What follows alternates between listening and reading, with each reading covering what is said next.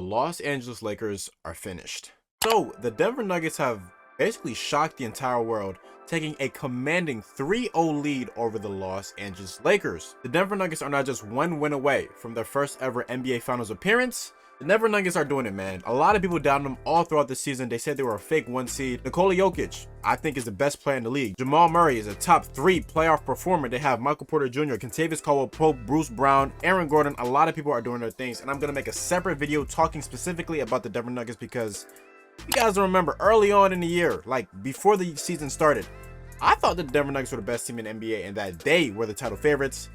A lot of people call me crazy, but today's video is strictly to focus on the Los Angeles Lakers side. What's been going wrong, man? So for the majority of the season, a lot of people had their doubts on the Los Angeles Lakers. They started out 2-10, and there was a lot of blame to go around to guys like Russell Westbrook and Darvin Ham. All in all, it was just bad play. Their defense was bad, their offense was horrible, their shooting was abysmal. Nothing was really going right for them. And as the season continued on and on and on, yeah, they were able to make some noise here and there, but nothing was really ever sustainable. But then they made a big trade, man. They made a big 3-team trade that got them back D'Angelo Russell, Jarred Vanderbilt, and Malik Beasley. There was a trade that they made for Rui Hachimura.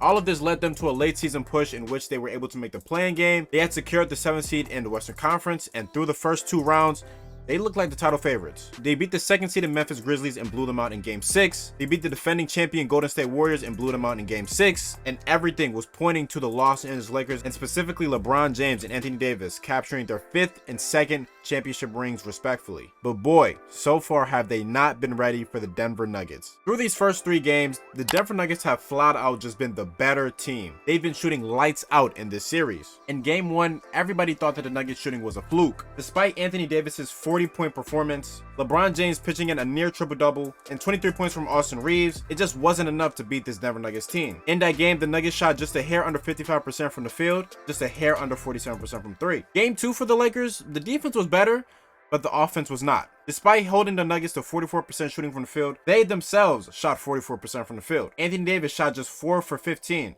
Despite LeBron James having 22 points and 10 assists, he shot 0 for 6 from 3. And now in Game 3, it was just overall lazy play in their first game back at home. Jamal Murray led the way for the Denver Nuggets, scorching this Lakers team in the first quarter. He ended the night off with 37 points. And we continue to see trends in this series, and to me, it's 3 big trends as to why the Lakers are down 0-3.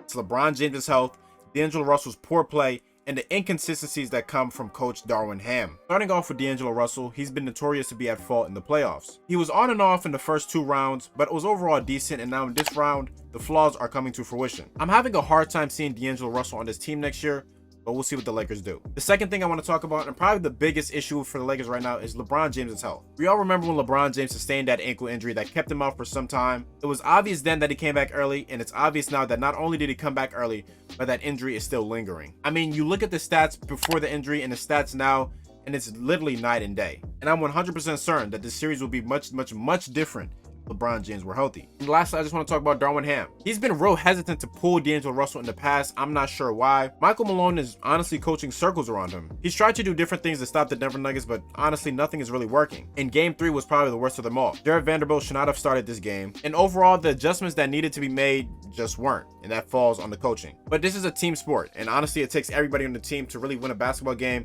And the Lakers just aren't doing that. And with all of that, that's all she wrote for this Lakers season. We'll see what they do in the offseason to hopefully come back and make another run at it.